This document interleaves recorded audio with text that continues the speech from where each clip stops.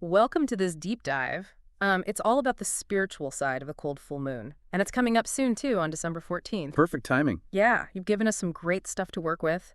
Your personal notes from December 14th last year, and that blog post, Illuminating the Depths. I'm really excited to get into this. Yeah, and with these long nights, it feels like the right time to explore this cold full moon energy. Your notes actually, you specifically mentioned wanting some more of those aha moments this year. Those bursts of insight. Uh-huh. Maybe the cold moon can help with that. Ooh, I love that. So first things first, let's just get on the same page here. What is the cold full moon exactly? I know it's the December full moon, but what makes it so special? It's not just another full moon. Both your notes and that blog post talk about, a deep introspection. It's even called the long night moon, which I think is so perfect because it really captures the timing, those dark nights around the solstice. It really does feel like nature is saying, okay, time to look inward. Right. Okay, so both sources also talk about some key themes associated with the cold full moon. There's illumination stillness, emotional cleansing, and spiritual renewal. Are there any that really stood out to you? They all connect to each other. Yeah. It's almost like a journey. Yeah. You start with illumination, that sense of, bringing things to light, finding clarity, Yeah. and that goes right back to your aha moments. Yeah. And then as you move into stillness, you make space for those insights. Yeah. Yeah. It's like hitting pause on all the chaos so we can actually, hear those whispers of wisdom. Exactly. And then there's emotional cleansing. I guess that's about letting go of what's not serving us anymore to make space for spiritual renewal. Exactly. And this, goes back to your notes. You mentioned feeling weighed down last December. Yeah. And wanting a fresh start. So the cold full moon's energy could really help with that, releasing those burdens. Yeah. And starting fresh. Okay, so we have all this deep inner work happening under the cold full moon. But this is where it gets interesting for me. Both your notes and the blog post mention water and ice. Why the focus on frozen stuff? It's not exactly the most appealing thing this time of year. Right. But that's what makes it so interesting. Ice has this really unique symbolism. Think about it. It preserves things. Yeah. Freezes them in time, like how we sometimes hold on to things from the past, even if they're not good for us anymore. And from your notes, we know you're all about decluttering and simplifying, both physically and mentally. So maybe there's a connection there. Absolutely. But ice isn't just about preserving. It's also about reflection, literally like a mirror, but also that deeper self-reflection that the cold full moon, encourages. And then there's transformation. Ice can melt and completely change, like those aha moments you want. Sometimes a new perspective can just appear and change everything. Okay, I'm starting to see how it all fits together. So we've got the cold full moon introspection transformation, this powerful water and ice imagery. But how do we actually tap into this energy? This is where rituals and practices come in, right? Exactly. Both your notes and the blog post have some great examples, simple ones and more involved ones. One that really stood out, especially with you wanting a fresh start, is the frozen intentions ritual. Uh-huh. You write down what you want to release and then freeze it in water. Ooh, that sounds so symbolic, like literally freezing those old patterns, those things you want to let go of. Exactly. And then as the ice melts... You picture those burdens just fading away. It's like actually using the ice, using that transformative power for your intentions. There's something so visual about that. It's not just writing it down and forgetting about it. It's making it real, And I know you're a very visual person, so I wonder if that resonates with you. I think you might be onto something. And it uses the cold full moon's connection to water in such a real way. But speaking of tangible practices, there's the ice meditation. You actually mentioned it in your notes. Have you ever tried that one? I have. You hold an ice cube and focus on it melting. Feel the temperature changing in your hand. Sounds simple, but it's actually powerful for connecting with your own inner processes, how things are always changing inside us. I love that you've tried it. What did you notice when you did it? Any insights, any shifts in how you see things? It's funny, I went into it thinking about letting go, like the frozen intentions, but what really hit me was that feeling of constant change. It was like a reminder that nothing stays the same, even within ourselves. And that was really freeing, like a weight lifting off. That's so insightful. And it goes right back to that theme of transformation. Yeah. The cold full moon isn't just about releasing the old. It's about embracing the new, knowing that we're always changing. And sometimes a simple practice like holding an ice cube is all we need to remember that. Welcome back to our deep dive into the cold full moon. We just explored some powerful rituals involving ice. And I'm still thinking about your experience with that ice meditation, that feeling of constant change. Yeah, that's a key theme throughout the stuff you gave us. And speaking of themes, we talked about the cold full moon as a time to connect with the divine feminine. You mentioned wanting to explore different perspectives in your notes. I'm curious, what are your thoughts on that? Well, honestly, when I first heard divine feminine, I wasn't sure what to think. I thought, isn't this just another full moon? But now I'm starting to see how this specific full moon's energy might be different. It's not just about the moon itself, but about what it represents, especially now. The stillness, introspection, that inward focus, those are all things we associate with the feminine. And the cold full moon with these long, dark nights and being so close to the solstice, it really amps up those energies. It's like being invited to try a new way of being, a new way of knowing. Exactly. Think about how the world is always pushing action logic, outward achievements. Those are all great things. But we usually think of those as masculine. The divine feminine is about intuition, emotion, nurturing receptivity, the things we might ignore or not value enough in our busy lives. And you're saying the cold full moon is a chance to reconnect with those things. In your notes, you mentioned wanting to feel more grounded and centered. Maybe this is a way to do that. For sure.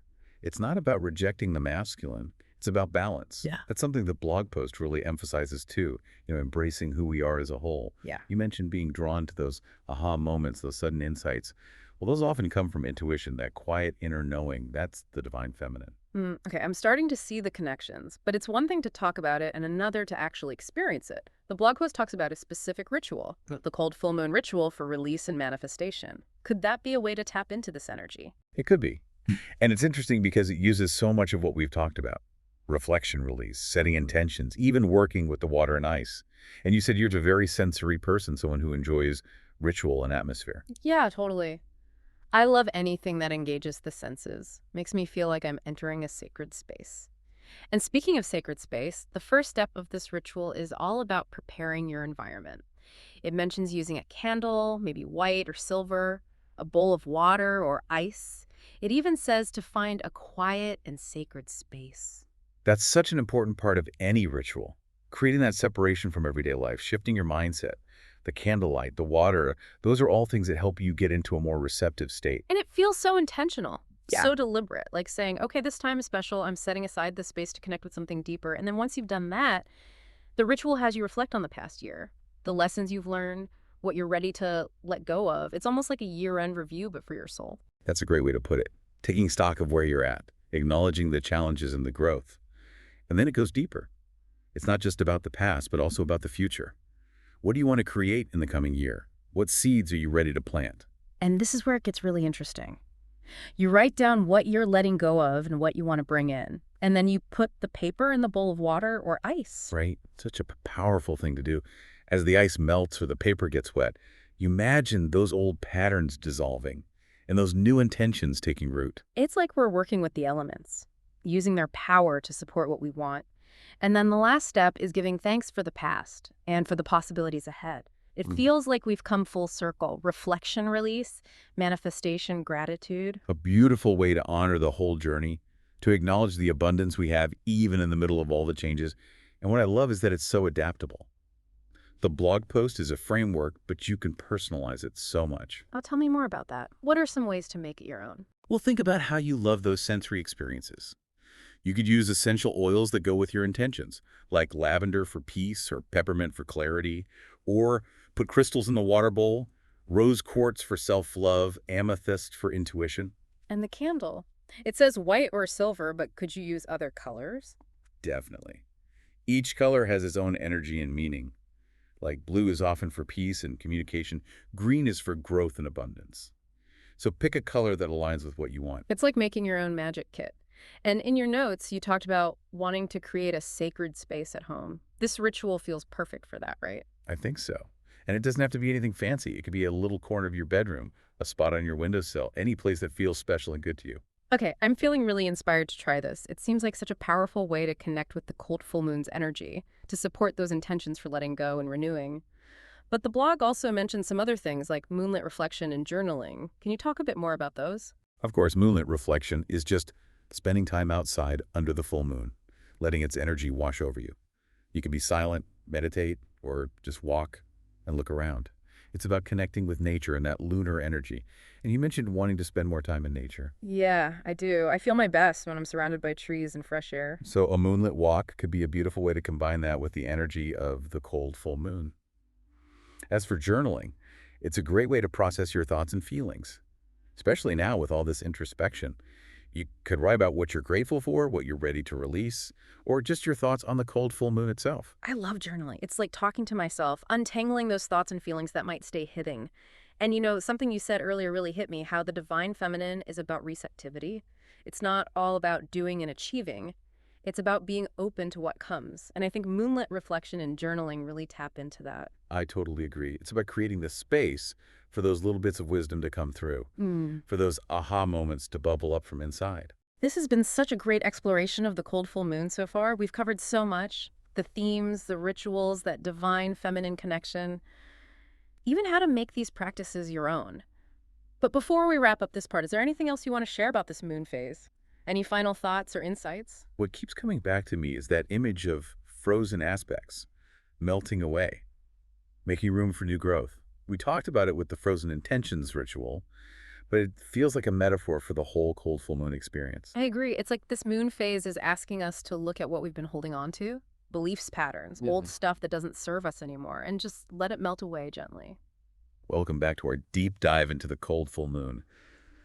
I'm still thinking about that idea of frozen aspects melting away. It feels so right, especially now with the shortest day coming up. It's like nature is saying, okay, time to let go and start fresh. Yeah, that's a great way to put it. And it makes me think, how do we actually use this cold full moon energy to make those changes happen? We've talked about the symbols, the rituals, even the divine feminine, but how do we make it real? Yeah, it's one thing to get the ideas, but how do we live them? Well, both your notes and the blog post talk about awareness. It starts with paying attention to how you feel during this time, what thoughts or dreams or feelings keep coming up. Those can be clues about what you need to let go of or what you need to focus on. So it's like tuning into your intuition, that inner voice that might be a little louder now. Exactly. Yeah. Becoming more aware of your inner world, noticing those little changes. And then once you know what you want to release or what you want to create, you can start using the cold full moon energy to help you. The rituals we talked about are great for that, but there are smaller things you can do too. Oh, like what? Give me some examples. Well, in your notes, you mentioned feeling kind of drained lately. Mm-hmm. Maybe this cold full moon is telling you to take care of yourself. What makes you feel good? A long bath with Epsom salts and essential oils? Curling up with a good book? Oh, yeah. A hot bath with some lavender oil sounds amazing right now. There you go. It's about listening to your body, giving it what it needs to rest and recharge. Remember, self-care isn't selfish. It's important. And I love how that goes back to the divine feminine, that nurturing side. It's like giving ourselves permission to slow down, be kind to ourselves during this quiet time. Exactly. And sometimes that's all it takes to make those shifts happen, those aha moments you want. When we rest and recharge, we create space for clarity and inspiration. As we're talking about self-care, I'm remembering something else from your notes. You wanted to try making moon water. Have you ever done that? Not personally, Okay. but I've heard cool things about it. It's just water that's been sitting under the full moon.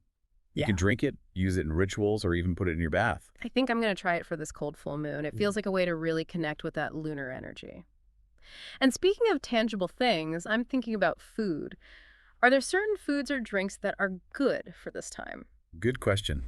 While there aren't specific cold full moon foods, it's always smart to eat seasonally and intuitively. Mm. In winter, our bodies want those warmer, more grounding foods. Like soup, stews, roasted veggies, comfort food, basically. You got it. And if you want something warm to drink, herbal teas are so soothing.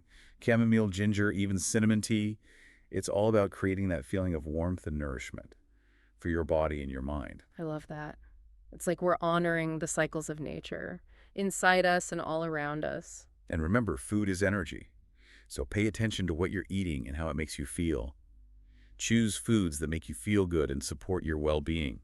This has been such a fascinating deep dive into the cold full moon. We've covered so much, the themes, the rituals, the divine feminine, even practical tips. And it's all been just for you, based on your notes and what you're interested in. I have to say, you've given me so much to think about and so much to try. I'm especially excited about that cold full moon ritual and making some moon water. That's great.